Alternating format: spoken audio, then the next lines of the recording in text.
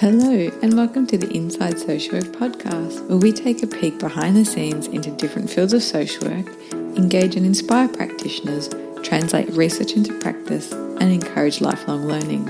I'm your host, Marie Bakakis. Thank you for listening and I hope you enjoyed today's podcast episode. In today's interview, I chat with Verity and Josette, co-directors of Focus Counselling Service in Yarraville, Victoria. We talk about how to work with children who are experiencing family breakdown or conflict, and Verity and Josette share some of their advice for telling children that their parents are separating, and then what to look out for in their behaviour that may indicate the need for some additional support. Josette Gardiner provides counselling to adults, children and adolescents. She works with children using a variety of modalities and has a special interest in trauma and its effects on the brain and behaviour. Because of this, she provides effective and nurturing therapy to children where family violence has been part of their story. She has also worked extensively with a range of other issues such as self-harm, grief, loss, parental conflict, trauma and recovery. Josette uses a range of tools, games and activities to help children untangle their inner world in a way that helps them make sense of it. She helps them master the skills they need to manage their emotions in an often complicated world. All this is done with a sense of hope for the future and a belief that the child is capable of any change they hope to achieve and has the ability to heal from past hurts. In all her work, Josette uses a trauma-informed approach. Josette also holds a certificate in Supervision and is an ACA-Recognised Supervisor. Verity Best provides counselling and mediation services to adults. She has a range of experience in the mental health sector and has worked in family violence counselling, crisis and trauma counselling, as well as counselling for addictions, in particular gambling, alcohol and drugs. In addition to this, Verity is accredited by the Attorney General's Department to provide mediation services to separated parents in relation to children's matters. As a mediator, Verity provides a safe platform for separated parents to discuss their children's needs and develop a mutually agreeable parenting plan. In this service, as in her counselling practice, Verity provides a non-judgmental approach and a belief that her clients have the ability to change their lives in a positive way. In both counselling and mediation, Verity aims above all else to empower her clients and support them to find ways to make meaningful change. Verity also holds a certificate in Supervision and provides bi-monthly group supervision to applicant practitioners in the Victorian Magistrates Court. To get in touch with Verity or Josette, you can follow the show notes to their website link. They do counselling, they offer secondary consultation as well as supervision. Here is my interview with Josette and Verity. Welcome to the Inside Social Work podcast. So I'm chatting with Verity and Josette, two professional coaching and supervision specialists, family dispute resolution specialists, counsellors, and just two awesome people in general. This is my first dual interview, so bear with us. There might be some technical difficulties, but I'm sure we'll make it work. Welcome. Thanks, Marie. Thanks for having us. So some of the things we were talking about before we got started was around working with families in the process of separation or post-separation and dispute resolution, and then also working with children of separated families. Mm-hmm. Do you want to explain to me a bit about the work that you do here at Focus Counselling and how you incorporate those different models of working with families and working with children? Yeah, sure. So as you mentioned, Josette and I are co-directors of Focus Counselling Services, and together we provide, I guess, a suite of services. So my role is I'm a family dispute resolution practitioner, but let's just call it a mediator because the other one's a mouthful. And I'm also a counsellor as well, and Josette is a counsellor for adults and children. So we both have experience working in the public sector for not-for-profits, providing counselling and mediation to separated families. So that's really the area that we really specialise in this business that we've got. So, yeah, I guess we draw on a lot of different things together in our work here. Awesome. So one of the things that I often hear parents say is, at what point do they share that with the children? how do they tell them that they're separating, or mum or dad or mum and mum, or whatever the family makeup is, that they're not going to be together in the way that the children are used to? What are some tips you have around having that conversation?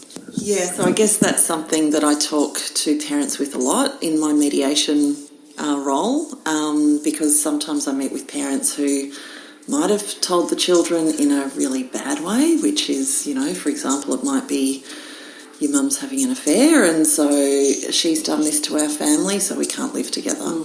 So I'm then in a position where I have to gently explain to that parent about what the children need to hear and what they don't need to hear. So it's really about, I guess, having some do's and don'ts of what to say to those parents. Hopefully I'm able to have that conversation with them before they've gotten to that point.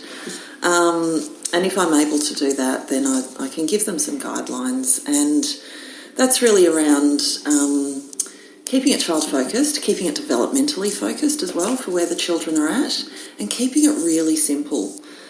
So not going into the reasons of why, talking about and not putting blame on anyone, which can be quite hard for the parent who is the one left behind, or perhaps it's not their decision to separate. So that can be a really difficult one for parents to really bite down on those feelings and talk to the children in a more child-appropriate way. So I'm really advocating for the child in all of my work in those conversations, and it's really about being child-focused. And on the other side of that, for the children, when they get to the point of counselling, it's interesting to hear their views on why they think their parents may have separated, because sometimes they may blame themselves, which often is not correct. However, it's not an uncommon thought for kids, is it? No, absolutely. And sometimes in blaming themselves, it kind of makes them kind of step away from trying to ask the question about why, if they don't understand what's going on. And then they might explain to me that they actually don't know why, and they've just come up with reasons. And then it's a matter of having that conversation with parents about, well, have we actually talked about why you've separated? Have we talked to the children about that? And if not, maybe encouraging that conversation, because they just come up with their own reasons otherwise, and generally it's about them because they're children and they're naturally quite ego-driven and focused on themselves. So, and, one thing that we say to parents is, you tell the children it's not their fault, even if they haven't verbalised it, because kids won't verbalise that to their parents. They won't say, I'm feeling bad because I feel like it's my fault. That's a really shameful feeling for a child, so they tend to keep that really well hidden. They may, in fact, show it through their behaviours, like by being really well behaved, because they don't want to upset anyone, or... That's a really common one, isn't it? Absolutely. When we ask a parent, how is he or she doing? Oh, actually, she's great. Really good. The room's really clean. And, academically they're doing fantastic, but what they're actually trying to do once we get to the point of counselling, the quiet ones kind of are the ones, or the ones that parents often say they're doing really well, are the ones that have the most questions, because they're trying to protect each parent. And they've internalised that self-blame. And they're part of each parent, so I can understand why they would try and protect each parent. So what are some of the tips you have for parents? And I know you're going to have a handout that the listeners can access after this podcast. But what are some of the general tips that you can encourage parents or even practitioners who are working with families on how to guide that conversation? So how to not have blame and not tell them the things they don't need to know, but then give them enough information so they don't fill in the blanks with that feeling of it's my fault. So what are some of the kind of developmentally appropriate, how much do you tell them, and how do you scaffold that so that the door's still open for more conversation? So the way I talk to parents about it, I've got a really brief 3 points that are essential for telling the children. The first one is keeping the language unified. So mummy and daddy both love you. So not when they're with dad just saying daddy loves you, not when they're with mum saying mummy loves you. Keeping that language unified all the time.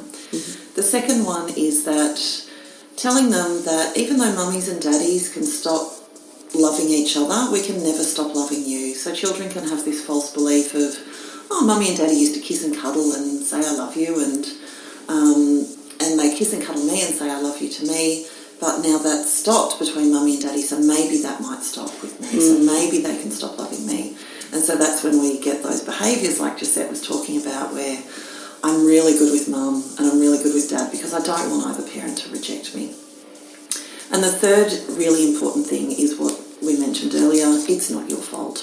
So being able to say that, even if the child hasn't mentioned it, just putting that in any of those conversations. And I always tell parents, those three things, say those as often as you need. And then the next step is when, if the child comes to you with, any sort of questions about how or why or what's going on, sometimes a really appropriate response is, mummy and daddy are working on it. So really about taking that burden of responsibility off the children, and just empathising with them. I talk to the parents about a really simple formula that they can use where if, the child's really upset about something that's going on at dad's house or something like that, having a formula such as, if the child comes to you with that, saying, that sounds like you're feeling X, Y, Z. So empathising with that emotion that you're being presented with at the time, empathising with that, and you don't even have to mention the other parent. You can just say, that sounds like you feel really disappointed with that, and I'm sorry that you feel that way. Or one of the other common things I might say to parents is to say, that sounds very confusing. Do you want to talk about that? So then, because children find it difficult to name their feelings, because often it's happy, sad, angry, especially hungry. Hangry.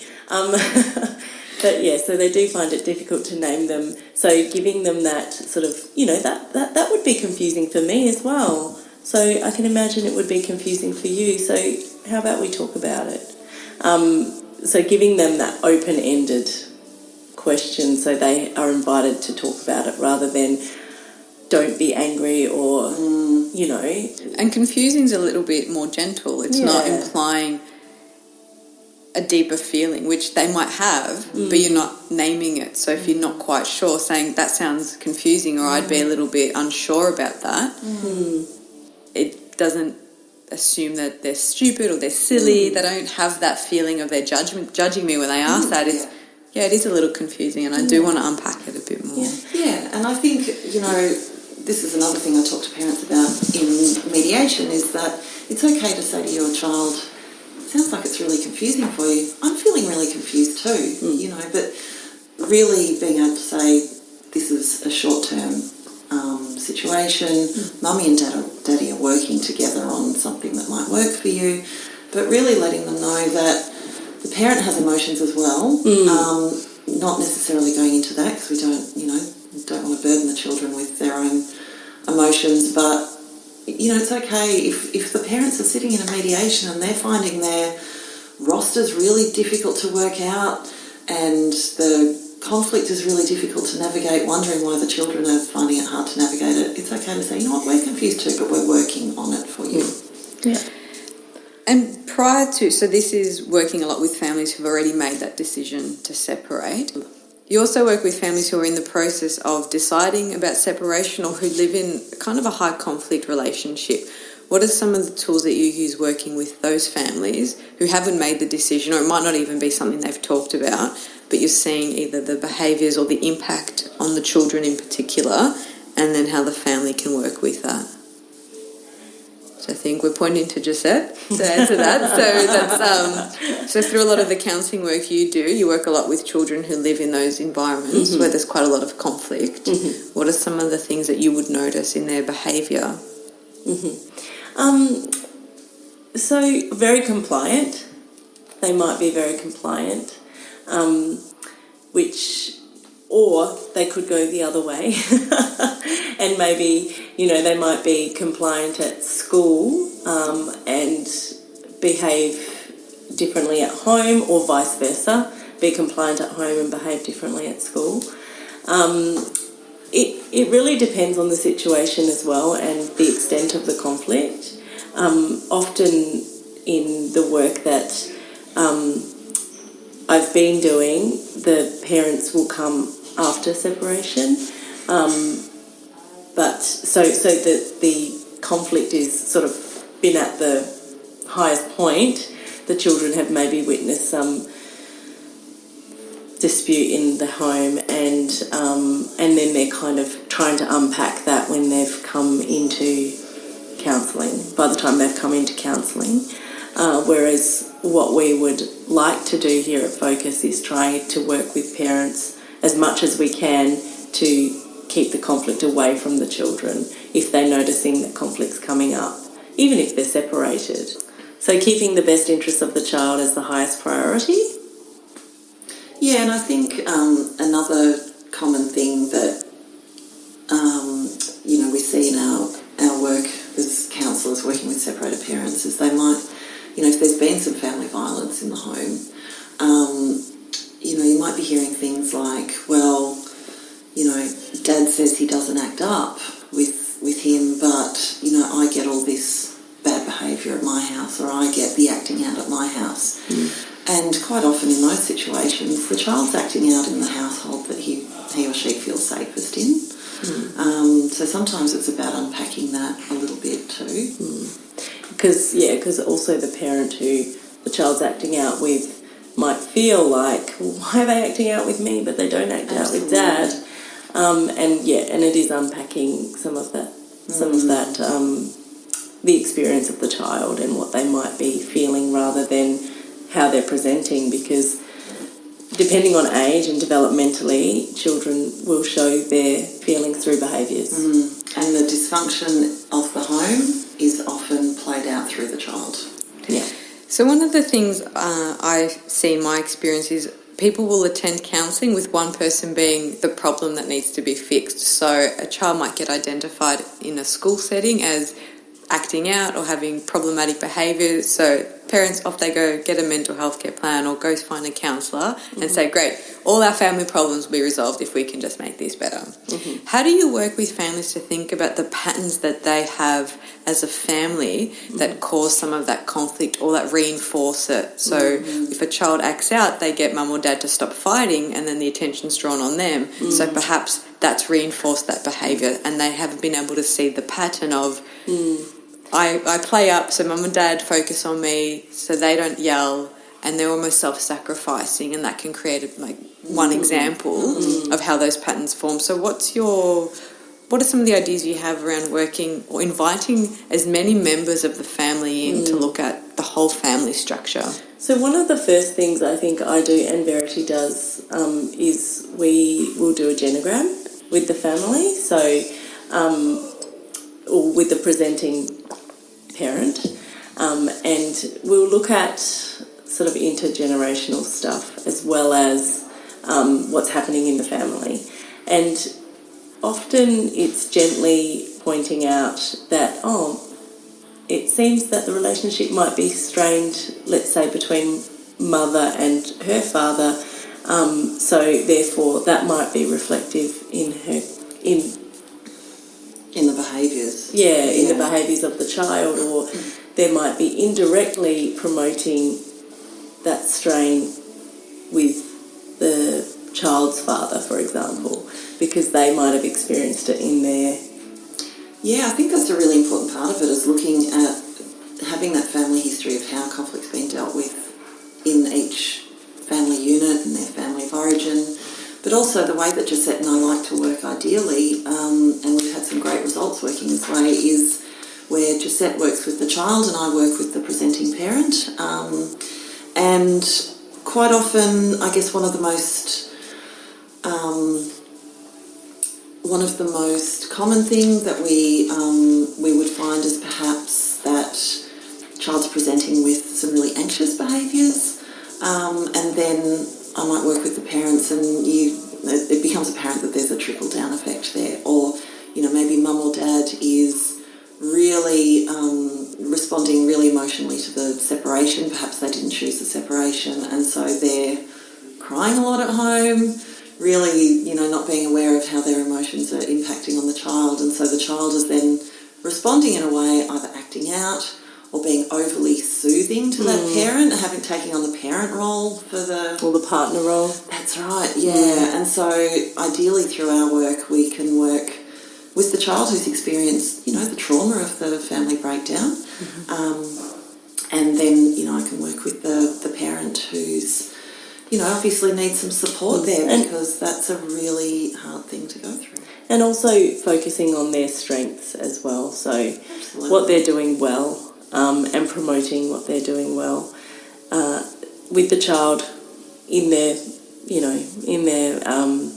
friendships, things that they can really draw on, or in other relationships that will help with, parenting a child who's clearly struggling or experiencing some anxious behaviours. So for clinicians or social workers out there who don't have the opportunity of working as a duo like you, where one can work more intimately with the parents and one can work with the children, what are some of the tips around referring out?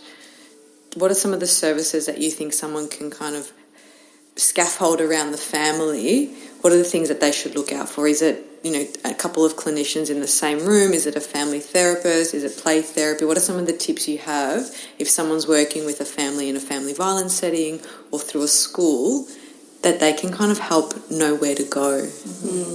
I think being able to refer the parent on for some counselling is really helpful, but just being able to acknowledge the need for, if a clinician comes across a parent who's going through separation, really emphasising the need for self-care, because that parent's feeling really scared and anxious and is in a position that maybe they didn't expect to find themselves in. So just being really mindful of that. So referring to individual counselling, I think, is always helpful. Obviously looking at the appropriate family violence services if there's a need there. But if it's right for that family, then yes, and family therapy would be brilliant. Obviously it's not going to work for a lot of separated families. If there's high conflict, it's difficult to kind of, I guess, get in the same space and so that would have to be assessed, I guess, through the clinician who's doing the referral, because safety would be the first paramount. Yeah. Wonderful. And any tips for practitioners working with families that have such high conflict and seeing the pointy end of a lot of the different families that can break down, can have a real impact, I think, on your own personal well-being. Do you have any kind of personal tips or things that people can keep an eye out for? I know we mentioned supervision before we recorded. Do you want to talk maybe a bit more about that and how you utilise supervision for yourself and how you maybe use supervision for those who come to you as professionals? Yeah, sure. So self-care is hugely important. I'm sure as all, budding social workers or social workers down the track would know. If you're working in high conflict, it's really important to be aware of your triggers. And, we've all got our own family backgrounds as well. Perhaps it's triggering a family of origin, something, or your own family situation or parenting situation. So I think it's really helpful to be aware of where that intersects with your own situation. And so, getting regular supervision is crucial for Josette and I. We put that really at the top of our list, and we both have our own self-care strategies that we utilise. For me, I enjoy reading and sort of trying to escape the clinical world for a bit and read something that, some fantasy or something that's relaxing, and maybe peer supervision, I think, is really important as well, like debriefing maybe after a session where if something has come up that's very triggering for you, or just that sort of vicarious trauma stuff where you feel sometimes you might feel quite depleted after a session with a client because of their situation. Maybe it doesn't trigger anything for you necessarily, but you feel for that person. So I think debriefing and peer supervision is really important, if you can pick up a phone and have a conversation with someone about, oh, look, I struggled with this, or this happened, then instead of waiting, 2 weeks for supervision, it can really help. I agree, and I think we are really lucky because we have each other to bounce off. So we do have peer supervision on tap, so I am aware that not everyone has that. But yeah, we also have other people available on the phone, but we also provide supervision to others as well through Focus Counselling. Josette's an ACA-Recognised Supervisor. I provide supervision to workers in the family violence sector. So, it's also being mindful about how that affects us too. Great. And are there any resources that you recommend that clinicians can have a look at themselves for referring to families or for their own professional growth and development? I think we could do a whole podcast on this. Maybe that can be episode 2. So what have you got there for us? So one of my favourite books is The Whole Brain Child, and it's written by Dan Siegel, or Daniel Siegel if you're looking it up. But we go by first name basis. So I think this is really helpful for parents. It's written really well and easy to read, and it talks about strategies to nurture the developing mind. Can I just interject there? There's a model in that book that Josette and I would use almost every session. And it's called the Flipping Your Lid model, and it's a really simple model that you can use with clients around regulating your emotion and understanding of how your brain is working when you're triggered by something. There's a blog post on it on our website, but that's a really good model. And the flipping your lid, the beauty of that is it doesn't just work with children, it also works with parents. Absolutely. Because we've all flipped our lid in some instance in our lives. But it's a good way to sort of help kids to understand as well that their first thought doesn't always have to be the only one. That they can have different strategies and that they don't need to just jump to, anger or sadness immediately. And the other good thing about this book is that as a follow-on from this, he's written one for ages 12 to 25 called Brainstorm, which is also very good around trying to understand regard for consequence in those years where the brain is doing the biggest change that it ever does. And I'll pop a link to those books in the show notes. And you've got one more here on your pile that I can see. Yes, it's called Why Do I Do That? And it's psychological defence mechanisms and the hidden ways to shape our lives, that they shape our lives. So Joseph Burjo, I think is how you pronounce it, is the author of this one. And it's really good. It has exercises that either parents or we can do as clinicians in each chapter where we might... so it's around defence mechanisms and how we might respond to things. So I think that's a really helpful... Awesome. And how can people get in touch with you if they would like to talk about supervision or referring families or children to you? Okay, so we've got our website. It's focuscounselling.co. So we've got all of our information there and the services that we provide. We're also on Facebook as Focus Counselling Services. So there's a contact form on the website where people can just get in touch with a quick email. We've got the direct line, so you can just give us a call. We're open to having some secondary consults if there's any clinicians who are working with separated families and maybe not sure on what's happening. We're really happy to work with other professionals and always open to broadening our network. So we welcome those calls. Great. And for listeners who join the Focus Counselling mailing list, they'll be getting tips for talking to children around separation, so a little fact sheet that you've developed, and that'll be developmentally staged, so with a few different things for them to look out for. So I'll pop the links to that on the website as well. Thank you so much. This has been, we could have hours and hours just on these books. It could be a book club. Any kind of parting words of wisdom for social workers, clinicians, counsellors, other people in the field around working with families?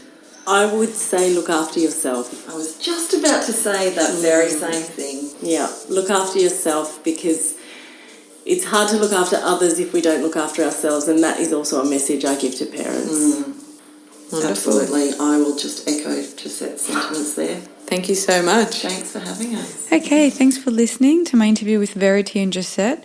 I hope you found their advice and their practical tips useful and gave you some really good feedback and ways to tell children that parents are separating. They recommended a few really good books and resources that are in the show notes, and I've added in there a few phone numbers of helplines that people can get in contact with if they need a little bit of extra support. So we've got Lifeline, Kids Helpline, Men's Line and Panda.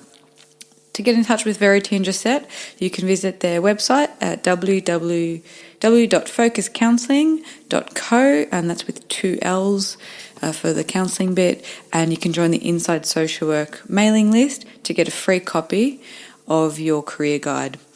Thanks for listening, and I hope you found this podcast useful. Please share it, subscribe, promote it with your colleagues and friends if you found it helpful, and get in touch. Contact us on the Facebook group. I read all your posts and your comments, and I really love to hear what you have to say so I can make this as valuable to you as possible. Thank you for listening to today's podcast. Be sure to check out the show notes for today's episode's resources, and don't forget to click subscribe and review us wherever it is you get your podcast.